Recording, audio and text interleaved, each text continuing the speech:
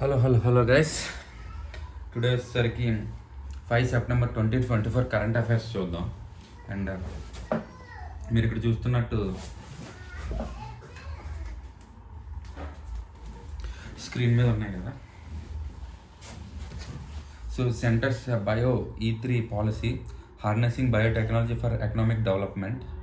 So biotechnology అంటే economic డెవలప్మెంట్కి ఎలా యూజ్ చేయొచ్చు అనేది మొత్తం ఎన్ని పాసిబిలిటీస్ అయి ఉన్నాయి అవన్నిటి గురించి కూడా డిస్కస్ చేశారు అందులో.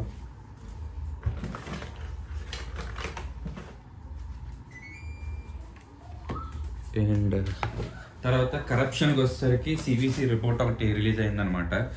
సో కరప్షన్ ఏంటి, కరప్షన్ ఎలా సాల్వ్ చేయొచ్చు అని, అసలు ప్రాబ్లమ్స్ ఏంటి, corruption definitions based on different people అలాగా అవన్నీ ఉన్నాయి. తర్వాత ప్రిలిమ్స్ వచ్చేసరికి 5 ఫ్యాక్ట్స్ ఇచ్చారు ఇన్ఫర్మేషన్. బ్లాక్ కోట్ సిండ్రోమ్ అంటే ఏంటి, అంటే గ్రాస్ ఫిక్స్డ్ క్యాపిటల్ ఫార్మేషన్ ఎలా జరుగుతుందో అవన్నీ చూస్తాం. GNSS based electronic toll collection system అంట.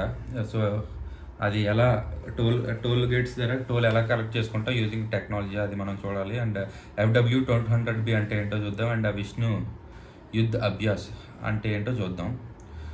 సో ఫస్ట్ విషయంకి వచ్చేసరికి GS పేపర్ 3 నుంచి మనకి సైన్స్ అండ్ టెక్నాలజీకి సంబంధించిన టాపిక్ అనమాట ఇది. Centres bio E3 policy harnessing biotechnology for economic development అంట. So recently launched bio E3 biotechnology for economy, environment and employment policy aims to transform manufacturing process across sectors to be more suitable and less. So ఇక్కడ keyword ఏంటంటే across sectors అనమాట.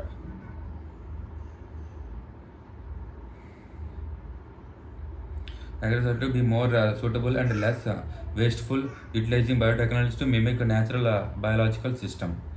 Natural biological systems ఎలా అయితే recycling చేస్తాయో పర్ఫెక్ట్గా ఆ బయోటెక్నాలజీని use చేసుకొని మనం, ఫర్ ఎగ్జాంపుల్ చూడండి, ఇప్పుడు ప్లాస్టిక్ యూజ్ చేసే కంటే దేర్ ఆర్ జూట్ బ్యాగ్స్ ఉన్నాయి కదా.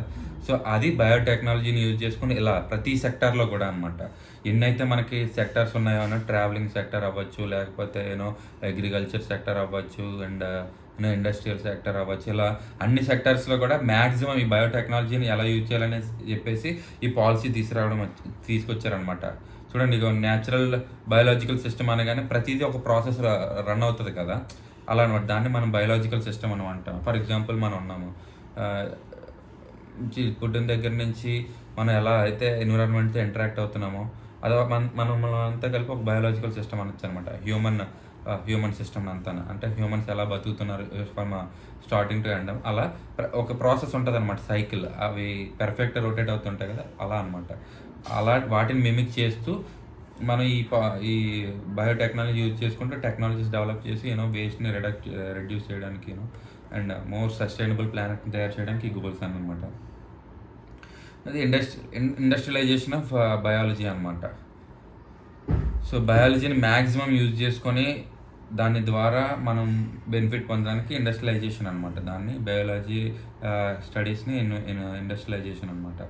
సో ఈ పాలసీ ఏం చేస్తుంది అని చెప్పేసి ఇది అనమాట. ఇదంతా బూస్ట్ బయో మ్యానుఫ్యాక్చరింగ్ చూసారు కదా ఇక్కడ ఇమేజెస్లో. బయో మ్యానుఫ్యాక్చరింగ్ చూడండి, బయో మ్యానుఫ్యాక్చరింగ్. సో కోవిడ్కి సంబంధించినంత వరకు అప్పుడు తయారు చేసిన వ్యాక్సిన్స్ అన్నీ కూడా ఒక రకంగా bio manufacturing. Actually bio manufacturing, bio అంటే లిటరల్ మీనింగ్ లైఫ్ అనమాట, మ్యానుఫ్యాక్చరింగ్ అంటే తయారు చేయడం. సో మేబీ చూడండి, ఇది they are like trying to mimic the system. వైరస్ని అంటే మనకి హెల్ప్ అయ్యే చిన్న చిన్న వైరసెస్ కానీ బ్యాక్టీరియాస్ తయారు చేయడం. ఫర్ ఎగ్జాంపుల్ తీసుకుంటే అంటే ఓషన్లో ఎక్కువ ప్లాస్టిక్ ఉంటుంది. మనమే కానీ బయో ఇంజనీరింగ్ చేసి ఓషన్లో ఉన్న ప్లాస్టిక్ తినడానికి ఏదన్నా ఒక బ్యాక్టీరియాని తయారు చేసామనుకోండి, so it is win for everybody కదా. ఫర్ మనకి అక్కడ అట్ ద సేమ్ టైం ఓషన్లో కూడా చెత్త అంతా పోద్ది, హెల్ప్ఫుల్ అవుతుంది కదా. సో అలా అనమాట బయో మ్యానుఫ్యాక్చరింగ్ అంట. ఆ బ్యాక్టీరియాని మ్యానుఫ్యాక్చర్ చేయడాన్ని ఒక రకంగా బయో మ్యానుఫ్యాక్చర్ అంటారు. అండ్ బయో బేస్డ్ ప్రొడక్ట్స్ అనమాట. ఇవి ఏంటి bio based products.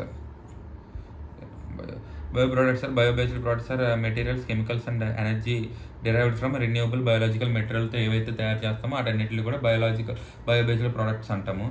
Align with the goals like net zero carbon economy and circular bio economy. అది carbon dioxide at the end of the day ఒక system మనం develop చేసామంటే carbon dioxide అనేది net zero అనమాట. అల్టిమేట్గా దానివల్ల మొత్తం కార్బన్ డైఆక్సైడ్ మళ్ళీ ఎక్స్ట్రాగా ఎన్విరాన్మెంట్లో పంపించకూడదు, అలా అనమాట. నెట్ జీరో ఎమిషన్ అనమాట.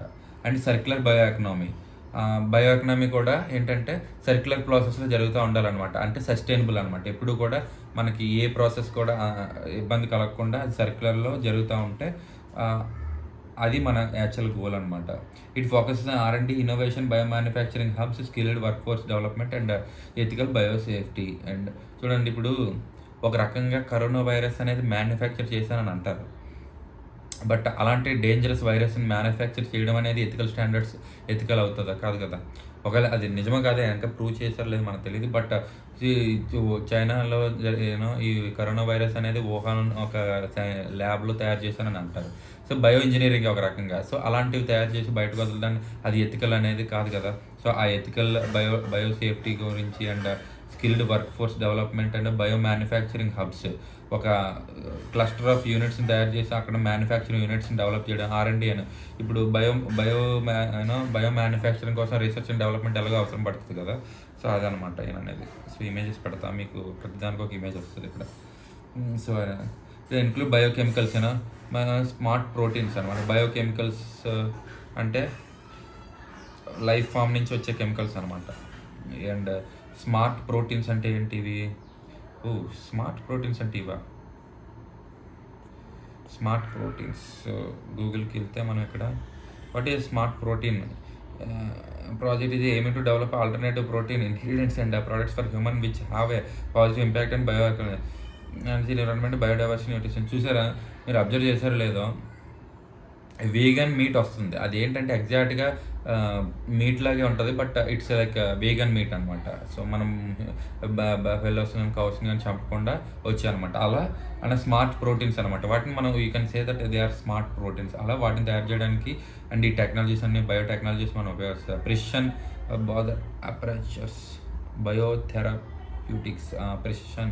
బయోథెరప్యూటిక్స్ అంటే biological process that have been manipulated or modified in some way through modern science.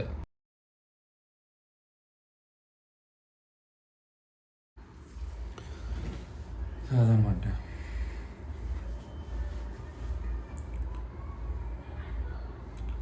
So అలా బేసికల్గా ఈ పాలసీని యూజ్ చేసి రీసెర్చ్ అండ్ డెవలప్ చేసి బయోటెక్నాలజీ యూజ్ చేసి ఆ ప్రోడక్ట్స్ని ఎక్కువ మార్కెట్లో తేడానికి కోసం అనేది ఈ టెక్నాలజీ ఉపయోగిస్తారు అనమాట. విజ్ఞాన్ ధారా స్కీమ్ అనమాట. ఈ స్కీమ్ ఏంటో చూద్దాం. Unified scheme by the department science and technology to enhance R&D, increase researcher numbers and improve gender parity in science. It focuses on suitability, sustainable energy, water and promotes innovation across education and industry, aligns with India's vision of Viksit Bharat 2047. బేసికల్గా ఏంటంటే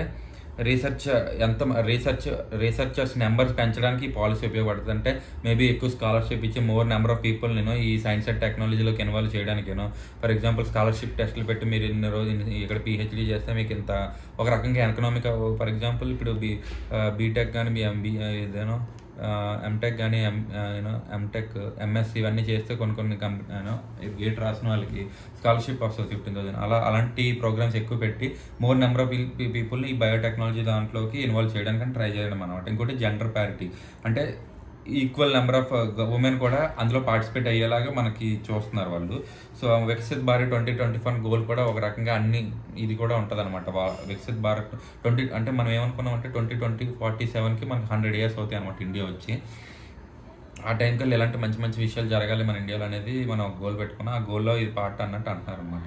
benefits of biotechnology. ఇప్పుడు biotechnology వల్ల మనకి ఏంటి ఉపయోగం అని వస్తే sustainability అనమాట. Biotechnology offers eco friendly alternatives to traditional products like plastics and fuels. ఇప్పుడు ప్లాస్టిక్స్ బదులు ఏమొస్తాయి, మనకి జూట్ బ్యాగ్స్ వస్తున్నాయి కదా. ఇంకా అంతకంటే బెస్ట్ మెటీరియల్ మనం ఏమన్నా తయారు చేయొచ్చు యూజింగ్ బయో ప్రాసెసెస్. నేచురల్గా మనకి ఎన్విరాన్మెంట్ని దొరికేవి యూజ్ చేసుకొని ఏదైనా బెస్ట్ ఆల్టర్నేటివ్ దొరుకుతాయి ప్లాస్టిక్ కవర్స్కి. ఈ ఫ్యూయల్స్ ఉన్నాయి. ఇప్పుడు చూసారా హైడ్రోజన్, ఇప్పుడు కొత్త ఫ్యూయల్స్ వస్తున్నాయి. ఎలక్ట్రిసిటీ వస్తుంది, అండ్ ఎలక్ట్రిసిటీ ఎలా తయారు చేస్తున్నాం అనేది పక్కన పెడితే, ఒక రకంగా ఇప్పుడు ఫర్ ఎగ్జాంపుల్ రిజర్వాయర్స్ నుంచి అక్కడి నుంచి తయారు చేసేదంతా లైక్ క్లీన్ ఫ్యూయల్ అంటారు. బట్ కోల్ నుంచి తయారు చేసిన ఎలక్ట్రిసిటీ కాదు. But over the period of time electricity అనేది మనం సోలార్ నుంచి, వాటర్ నుంచి, హైడ్రో ఎలక్ట్రిసిటీ ఇవన్నీ తయారు చేస్తాం. బట్ చూసుకుంటే మాత్రం ఈ ఫ్యూయల్స్ వచ్చేసరికి హైడ్రోజన్ ఫ్యూయల్ ఉంది, రీసెంట్గా ఇది మన సిఎన్జి ఉంది, కంప్రెస్డ్ న్యాచురల్ గ్యాస్, ఇంకేమున్నాయి ఎలక్ట్రిక్ బల్బ్స్ వస్తున్నాయి. ఇలా ఫ్యూయల్స్ చూసాక మనం చక్కగా ఆల్టర్నేటివ్స్ తయారు చేసుకున్నాం. అదనమాట medical and agricultural applications. Gene editing అనమాట. జీన్ ఎడిటింగ్ ఎందుకంటే మనకు నచ్చిన ఫీచర్స్ని కావాల్సినవి మనం ఎడిట్ చేసుకునే కెపాసిటీ అంత. క్రిస్పర్ అంటారనమాట ఆ మిషన్ని, క్రిస్పర్ టెక్నాలజీ అంటారు. ఆ మిషన్ ఎవరు డెవలప్ చేశారు, దాన్ని యూజ్ చేసుకుని మనం ఏంటంటే మనకి ఎలాంటి ఈ ఫ్యూచర్లో ఎలా అంటే షారుఖ్ ఖాన్ ఐస్ కావాలా అవి తీసుకోవచ్చు, రితిక్ రోషన్ బాడీ, అలా నీకు నచ్చిన జీన్స్ సెలెక్ట్ చేసుకొని అవన్నీ ఒక న్యూ బోర్న్ కింద తయారు చేసే అంత కెపాసిటీ వచ్చిందనమాట మనకి. అండ్ ప్రోటీన్ సింథసిస్ అంటే ఏంటి? Represents the major root of disposal of amino acids by binding the specific molecules of protein synthesis.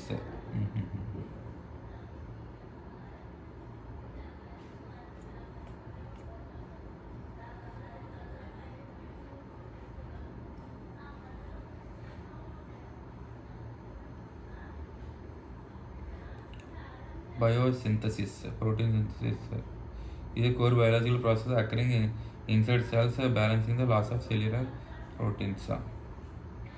ఒక రకంగా చెప్పాలంటే ఇది ఒక రకమైన సింథసిస్ అంటే చూడండి, ఒక సెల్కి వచ్చేసరికి అందులో చాలా ఉంటాయి అనమాట. అందులో చూడండి ఇక్కడ ఇవి అన్నీ కూడా ఒక రకమైన మిక్సింగ్ అండ్ మ్యాచింగ్ చేసి ఒక రకమైన కొత్త ప్రోడక్ట్ని తయారు చేయడం ఏమో ఆర్గాన్ ఇంజనీరింగ్ అంటే. ఈ మధ్య ఆర్గాన్ ఏమైనా ఫెయిల్ అయితే కొత్త ఆర్గాన్స్ వేరే డోనర్ని ఎత్తుక్కునే పరిస్థితి లేకుండా డైరెక్ట్గా హార్ట్ మిస్ అయితే హార్ట్ని తయారు చేయడం, 3D ప్రింటర్స్ ఎలా వస్తున్నాయి కదా, అలా అనమాట ఆర్గాన్ ఇంజనీరింగ్. ఎవరి మీద డిపెండ్ అవ్వకుండా అనమాట, ఆ డోనర్స్ కోసం ఎత్తుక్కోకుండా. ఎన్విరాన్మెంటల్ ఇంపాక్ట్ వచ్చేది biological carbon capture through micro organisms reduces the need for traditional storage methods. Carbon capture అంటే ఎక్సెస్ లెవెల్స్ ఆఫ్ ఆక్సిజన్ ఉందనుకోండి మన ప్లానెట్లో, దాన్ని మైక్రో ఆర్గానిజమ్స్ యూజ్ చేసి వాటిని క్యాప్చర్ చేసే కెపాసిటీ అనమాట. ఎన్విరాన్మెంట్ ఒక రకంగా అలా చేస్తే ఎన్విరాన్మెంట్ పొల్యూషన్ తగ్గుతుంది కదా, సో అలాంటి వాటి కోసం అనమాట. Policies impact on India long term vision prepares India to harness future biotechnologies promoting రీసెర్చ్ని. అసలు ఎందుకు అసలు ఈ పాలసీ తీసుకురావడం వల్ల మనకి ఏంటి బెనిఫిట్ అంటే, ఫ్యూచర్లో ఇంకా మన బయోటెక్నాలజీ వైపులో మంచిగా వెళ్తాం మనం. అంటే ఇండియా టెక్నాలజీ విధంగా ఆ ఫీల్డ్లో ముందుంటుంది. And promoting research, education and industry partnership and bio manufacturing hubs అంటే focus on bio based chemicals, smart proteins. ఇందాక చూసాం స్మార్ట్ ప్రోటీన్స్ అంటే alternatives to traditional sources of proteins. Bio based chemicals అనమాట. ఇప్పుడు కెమికల్స్ చాలా వాటిలో ఉపయోగిస్తున్నాయి, సోప్స్లో కానీ పేస్ట్లో కానీ. అవన్నీ అలా కాకుండా బయో బేస్డ్ అనమాట, లైఫ్ ఓరియంటెడ్ అనమాట. అంటే నేచురల్గా మనకు దొరికే వాటిని కెమికల్స్గా తయారు చేసి వాటిని యూజ్ చేస్తారు ఇన్స్టెడ్ ఆఫ్ సింథటిక్ కెమికల్స్ పోకుండా అనమాట. క్లైమేట్ రెసిలియన్స్ అగ్రికల్చర్, ఇప్పుడు ఎలాంటి క్లైమేట్స్ అన్న సస్టైనబుల్గా ఉండే అగ్రికల్చర్ చేయడానికి. And space and marine research space మీద అండ్ మెరైన్ రీసెర్చ్ ఇవన్నీ కూడా చేయడానికి ఈ పాలసీ, అంటే ఈ అన్నింటిలోని కూడా బాగా ఇండియా ముందుకు వెళ్ళడానికి పాలసీ ఉపయోగిస్తుంది అన్నమాట. India's bio economy top 12 global biotech destinations and third in the Asia Pacific region. బయోటెక్నాలజీకి వరల్డ్లో బెస్ట్ టాప్ ఉంటే అందులో టాప్ 12 మనం వస్తాం అనమాట. And bio economy reaches 130 billion.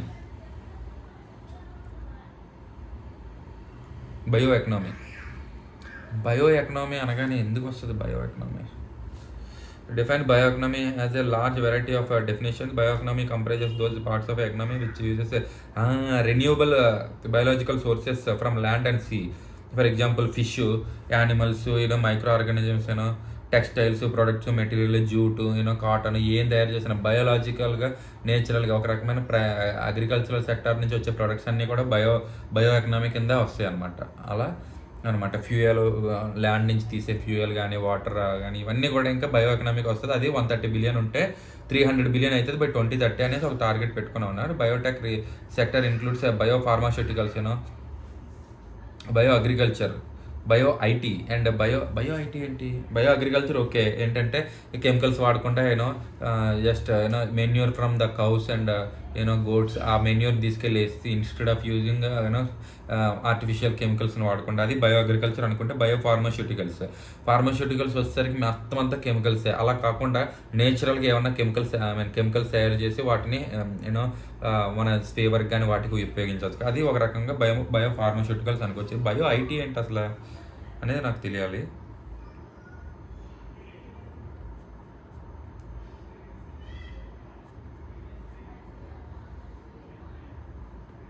Bio IT careers వస్తున్నాయా?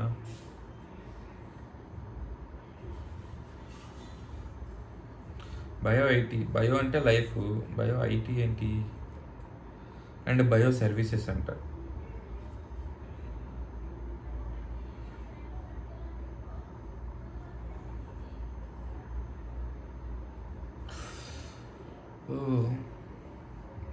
Biological, bio IT, something bio in social media.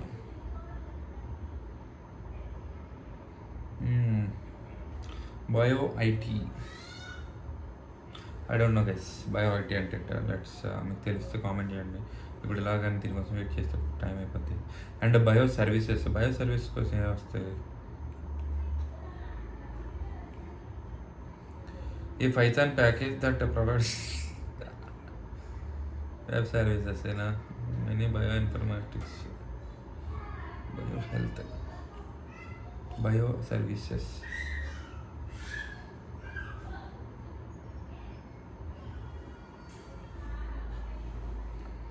Bio service foundation about members contact disclaim about చూద్దాం. ఇలా ఏం సర్వీసెస్ ప్రొవైడ్ చేస్తారు బయో సర్వీసెస్ అంటే.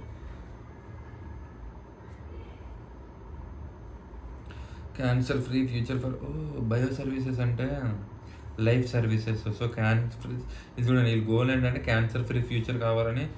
వేరే cervical cancer screening, vaccination, treatment.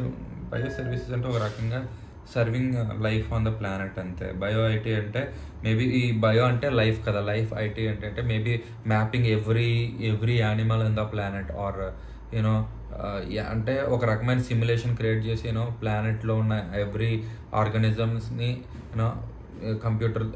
కంప్యూటర్లో simulate చేయడం కానీ, అంటే ఆ ఇన్ఫర్మేషన్ తీసుకొని ఈ ప్రాసెస్ అంతా ఎన్విరాన్మెంట్ ప్రాసెస్ అంటే ఎలా ఈ బయో సైకిల్ రన్ అవుతుంది అనేది మేబీ సిమ్యులేషన్గా తయారు చేయొచ్చేమో. సో మేబీ అది అయ్యి ఉండొచ్చు బయో ఐటీ అంటే. మ్యాథ్స్ చెప్పాం కదా ఇంతకుముందు, సైకిల్స్ రన్ అవుతాయని చెప్పేసి. ఫర్ ఎగ్జాంపుల్ వాటర్ ఉంది, వాటర్ సైకిల్ చూస్తే అది ఎలా రొటేట్ అవుతుంది, దాన్ని కంప్యూటర్లో సిమ్యులేట్ చేయడానికి ట్రై చేశారనుకో, ఇంకా మనకు మోర్ ఇన్ఫర్మేషన్ తెలుస్తుంది అనమాట ఈ వీటి గురించి. హౌ టు యూజ్ దిస్ ఆ బయో సైకిల్లో మనం ఎలా పార్టిసిపేట్ చేయొచ్చానో, దాన్ని ఎలా మనం యూజ్ చేసుకోవచ్చు అనే విషయాలు ఇంకా బాగా అర్థమవుతాయి. సో ఐటీని కూడా యూజ్ చేస్తే, ఇన్ఫర్మేషన్ టెక్నాలజీని కూడా యూజ్ చేస్తే బయోటెక్నాలజీ కోసం. Challenges in biotechnology. Despite it's growth, biotechnology faces significant challenges. ఇప్పుడు ఛాలెంజెస్ ఏంటో చూద్దాం. 5 ఛాలెంజెస్ ఇచ్చారు ఇక్కడ. Ownership and access. Patents on biotechnology can limit access especially in developing countries. ఇప్పుడు అసలు రీసెర్చే తక్కువ ఉందనుకుంటే, చేసిన రీసెర్చ్ పేటెంట్స్ పెట్టేసుకుంటే దాన్ని యూజ్ చేయలేం కదా టెక్నాలజీని. ఇప్పుడు ఎవరో ఏదో డిస్కవర్ చేస్తారు బయోటెక్నాలజీ ఫీల్డ్లో, అది ఎవరు యూజ్ చేసుకోకుండా కానీ అయితే దాన్ని ఆ పేటెంట్ రైట్స్ ఇస్తే కదా ఎవరికైనా సరే దాన్ని యూజ్ చేసుకొని నెక్స్ట్ దాన్ని ఏదన్నా ఇంప్రూవ్ చేయడానికి. సో అదనమాట, అది ఇంకా చైల్డ్ స్టేజ్లోనే ఉంది. ఎథికల్ ఇష్యూస్ అనమాట. Biotech innovations like cDNA raises a concerns about human life and commercialization of genetic material. ఇప్పుడు ఎథికల్ ఇష్యూస్ ఏమొస్తారు, ఇప్పుడు మనకి అంతా ఒక రకంగా చెప్పాలంటే పోటీయే జరుగుతుంది కదా. ఇప్పుడు ఒకడున్నాడు, వాడు ఎగ్జామ్స్ బాగా ప్రిపేర్ అయ్యి ఎగ్జామ్స్ రాస్తాడు, ఇంకొకరు చదవలేరు. ఎందుకంటే ఇప్పుడు వరకు ఏమనుకుంటాం మనం, ఓకే వాళ్ళ బర్త్ కానీ లేకపోతే వాళ్ళు అంతే అనుకుంటాం. ఇప్పుడే కానీ ఫర్ ఎగ్జాంపుల్ చూడండి, cDNA అని చెప్పాను కదా ఇందాక.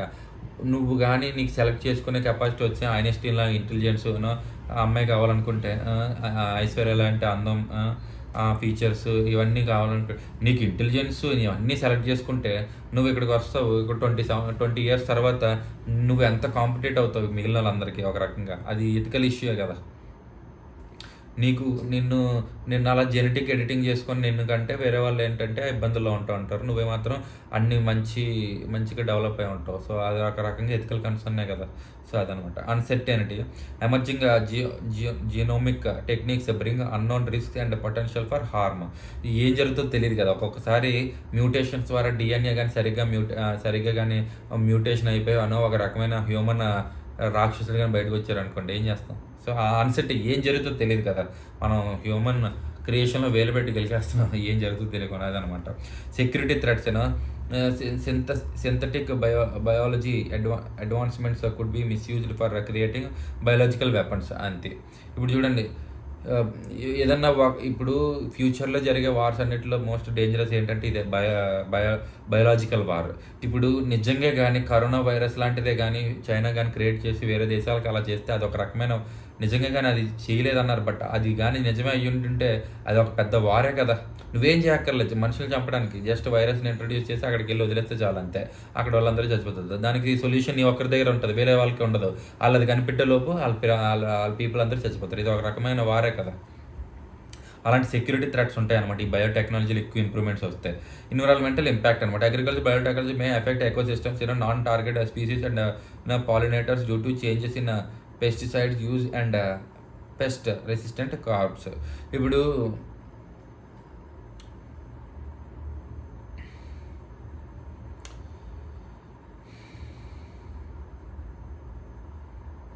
ఎకోసిస్టమ్ని ఎలా డెవలప్ చేస్తుందంటే నాన్ టార్గెటెడ్ స్పీసీస్ ఉన్నాయనుకోండి. ఫర్ ఎగ్జాంపుల్ వాళ్ళు ఏదో మందు తయారు చేశారు, వాళ్ళు ఆ గ్రోత్ కోసం వాడితే అది మిగిలిన వాటికి అన్నెసరీగా ఎఫెక్ట్ అయ్యింది అనుకోండి.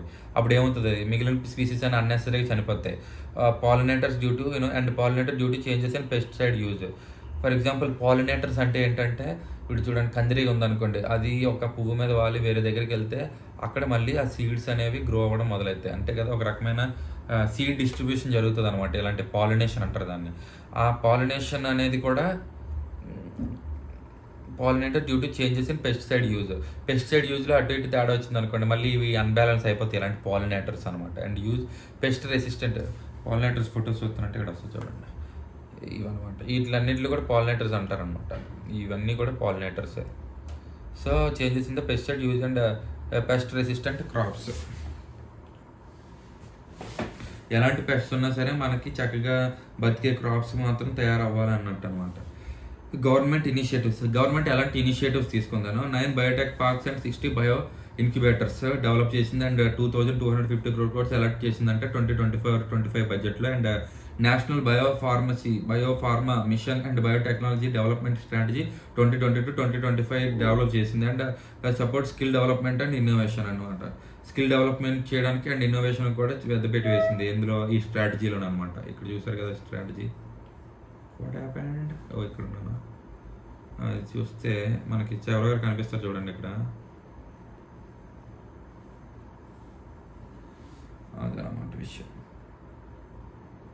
నేషనల్ ఇదనమాట. ఈ బుక్లో ఉంటుంది అనమాట ఏంటనే విషయం. వే అక్కడ India's young skilled work force and scientific resources are key to future growth. More biotech incubators and strong bio manufacturing economy will drive innovation and startups boosting the industry. So biotech incubators అనమాట. అంటే ఏంటంటే ఒక రకమైన office అనమాట. వాటి ఒక రకమైన institution develop చేసి ఈ టెక్నాలజీని ఇంక్యుబేట్ చేయడానికి అనమాట. More biotech incubators and strong bio manufacturing ecosystem. ఈ బయో మ్యానుఫ్యాక్చరింగ్ ఎకోసిస్టమ్స్ కూడా చాలా స్ట్రాంగ్గా డెవలప్ చేయాలి. ఇప్పుడు ఫర్ ఎగ్జాంపుల్ ఇప్పుడు చూడండి, ఎవరైనా సరే ఇప్పుడు స్కూటర్ కంపెనీ మొదలెట్టారు అనుకోండి, ఎలక్ట్రిక్ స్కూటర్. వాడే బ్యాటరీ తయారు చేసి, వాడే టైర్స్ తయారు చేసి, వాడే బ్రేక్స్ తయారు చేస్తే కష్టం కదా. టైర్స్కి ఏముంది, ఎంఆర్ఎఫ్ టైర్స్ కాంట్రాక్ట్ ఇచ్చేస్తాడు. బ్యాటరీకి వచ్చేసరికి అమర్రాజా అలాంటి వాళ్ళకి ఎవరికో కాంట్రాక్ట్ ఇచ్చేస్తాడు. బ్రేక్స్ వచ్చేసరికి ఉంటాయి, ఆటో కాంపోనెంట్స్ ఇవన్నీ ఉంటాయి కదా, బోల్ట్స్ నట్స్ ఇవన్నీ ఒకరికి వస్తాయి. ఇవన్నీ ఆర్డర్ చేస్తారు కదా. వీడు జస్ట్ ఏం చేస్తాడు, జస్ట్ అందించి డబ్బులు ఇచ్చేసి తెచ్చుకొని అసెంబుల్ చేసి ప్రోడక్ట్ మార్కెట్లో అమ్ముతాడు. ఇది ఈజీ కదా.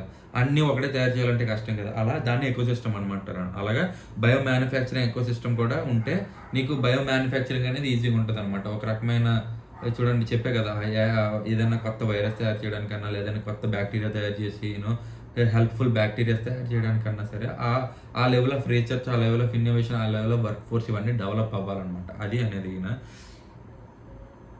బయోటెక్ ఇంక్యుబేటర్స్ అంటే ఏంది?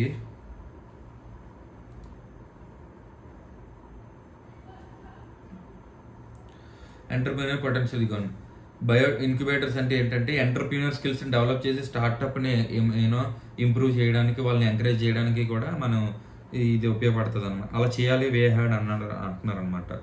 స్టార్టప్స్ ఇక బూస్టింగ్ ద ఇండస్ట్రీని బూస్ట్ చేయడానికి అందులో బయోటెక్నాలజీలో స్టార్టప్స్ ఎక్కువ మందికి ఇన్సెంటివ్స్ ఇవ్వాలన్నమాట. అంటే వాళ్ళకి లోన్లు ఇచ్చి కొంచెం వాళ్ళకి ఎక్కువ పీరియడ్ అనమాట, వాళ్ళు ప్రాఫిటబుల్ అయ్యే వరకు వాళ్ళని కాపాడుకుంటూ పోతూ ఉండాలన్నమాట. Through results will take time.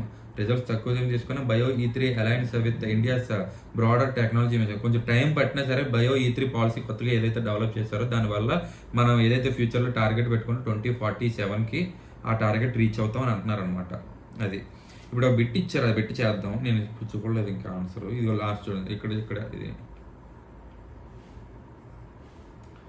So what are the research and developmental achievements in applied biotechnology? What are the ఇది యాక్చువల్లీ యూపీఎస్సీ 2019లో పడిన బిట్ అనమాట.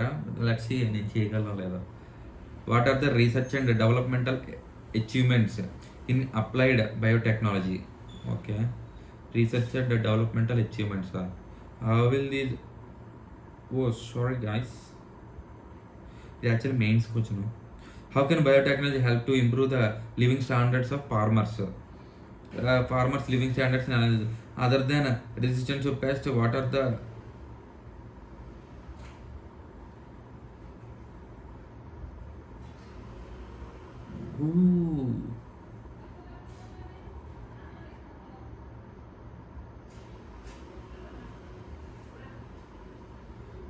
Wealth general. ఇదేంటి క్వశ్చన్ ఎలాగ ఇచ్చాడు? ఈ రెండు మెయిన్స్ క్వశ్చన్సా? ఓకే, ప్రిలిమ్స్ లింక్ అంటే ఓకే. మరి ఎక్కడైతే 1 ఇచ్చాడు చాయిస్లోంచి వరస్ట్ గాడు. యాక్చువల్గా గైస్ ఇది 1 2 3 4 అది క్వశ్చన్ అంతే. ఇది గైస్ క్వశ్చన్. సో ఇది question. Other than resistance to pests అంటే ఏంటి? మనకి ఇవి కదా మనం అనుకున్నాం, క్రిమి కీటకాలు.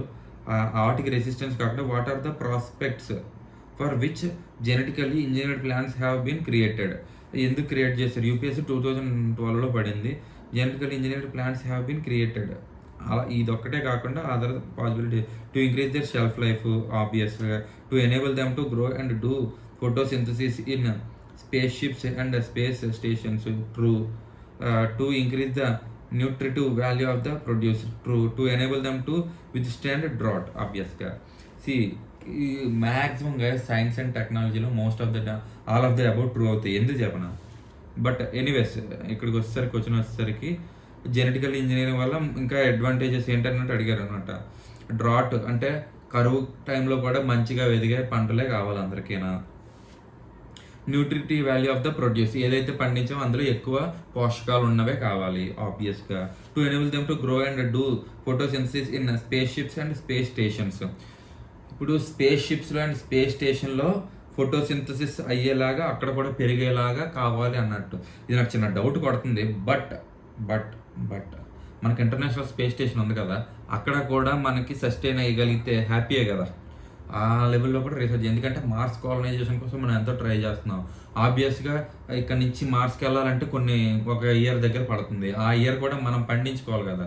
ఆ పండించుకోవాలంటే ఆ స్పేస్ షిప్లోనే పండించుకోవాలి. అక్కడ కూడా అలాంటి సిచ్యువేషన్లో కూడా ఎదిగే పంటలనే మనం పండించుకోవాలి. సో అదనమాట. ఆ టమాటోలో, ఊలోనో, ఆలులో ఏదో పండించుకోవాలి ఆ స్పేస్ షిప్లోనే. మనం ఆ సంవత్సరానికి సరిపడేవన్నీ మోసుకెళ్ళాలంటే లోడ్ చాలదు కదా. సో అదనమాట. దానికి కూడా యూజ్ అవుతుంది ఆ research. To increase the shelf life, ఆబ్వియస్గా మనం ఏదైతే ప్రొడ్యూస్ చేస్తామో వాటి షెల్ఫ్ లైఫ్ని ఎక్కువ కాలం, అంటే ఒకసారి మనం ఫుడ్ తయారు చేస్తే అది ఒక ఇయర్ వరకు కూడా ఎటువంటి ప్రాబ్లం అంటే డ్యామేజ్ లేకుండా, డ్యామేజ్ అవ్వకుండా ఉండగలిగి ఫుడ్ తయారు చేయాలి. ఆబ్వియస్గా ఇవన్నీ ఉండాలనుకోండి. నాకు తెలియదు రైట్ అవుతుంది లేదు, but let's see. Third one wrong అండి గైస్. యాజ్ ఐ సెడ్ చిన్న డౌట్ అయితే వచ్చింది నాకు. ఓకే థర్డ్ వన్ రాంగ్ అంట. ఎందుకంటే able them to grow and do photosynthesis in spacecrafts and ఇక్కడ వరకు వెళ్ళలేదు. How can biotechnology help to improve the living standards of farmers గురించి అడుగుతున్నాడు ఇక. స్పేస్ స్టేషన్లో మనకి చేస్తే ఏమంటే ఉపయోగం? సో అందువల్ల ఏమైంది రాంగ్ అయింది. సో ఆబ్వియస్గా ఆన్సర్ అంటే ఇదంటే 1 to 4 ఆర్ కరెక్ట్. సో 3 అనేది wrong. So maybe not because it is space షిప్లు ఇలాంటి వాటిల్లో కాకుండా ఫార్మర్స్ గురించి అడిగాడు కాబట్టి ఈ 3 విషయాలు మాత్రం ఖచ్చితంగా ఫార్మర్స్కి హెల్ప్ అవుతాయి. ఎందుకు డ్రాట్లో కానీ మంచిగా పండితే అది ఫార్మర్కి హెల్ప్ అవుతుంది. ఇంకా న్యూట్రిటివ్ వాల్యూ ఎక్కువగా ఉంటే మాత్రం చక్కగా మంచిగా అందరికీ డిమాండ్ పెరుగుతుంది. సో మోర్ వాల్యూ ఫార్మర్కి హెల్ప్ అవుతుంది. షెల్ఫ్ లైఫ్ ఇంక్రీజ్ అయితే మంచి రేట్ వచ్చినప్పుడు అమ్ముకుంటాడు, ఫార్మర్కి హెల్ప్ అవుతుంది. అండ్ స్పేస్ స్టేషన్లో పెరిగేలాగా చేస్తే ఫార్మర్కి అయినా హెల్ప్ అవుతుందా? అంత పెద్ద టెక్నాలజీ వల్ల సీడ్స్ కాస్ట్ పెరిగితే ఫార్మర్కి ఒక రకంగా నష్టం అవుతుంది. అందువల్ల ఏమో అది రైట్ రాంగ్ అయింది. సో ఇదనమాట. సో అంతే గాయస్, ఈ ఒక్క టాపిక్ ఇంకా ఉన్నాయి మిగిలినవి నెక్స్ట్ వీడియోలో డిస్కస్ చేద్దాం. అంతవరకు బాయ్ అండ్ ఫాలో అవ్వండి. అండ్ మీకు ఇది కావాలనుకుంటే డైరెక్ట్గా మనకి ఇన్సైట్స్ ఆన్ ఇండియా వెబ్సైట్లో డైలీ కరెంట్ అఫైర్స్ అని కొడితే ఇది 5th డే అనమాట, అంటే 5th Septemberది. So you can get this, you can avail this at that website. So thank you for watching and bye. Yes.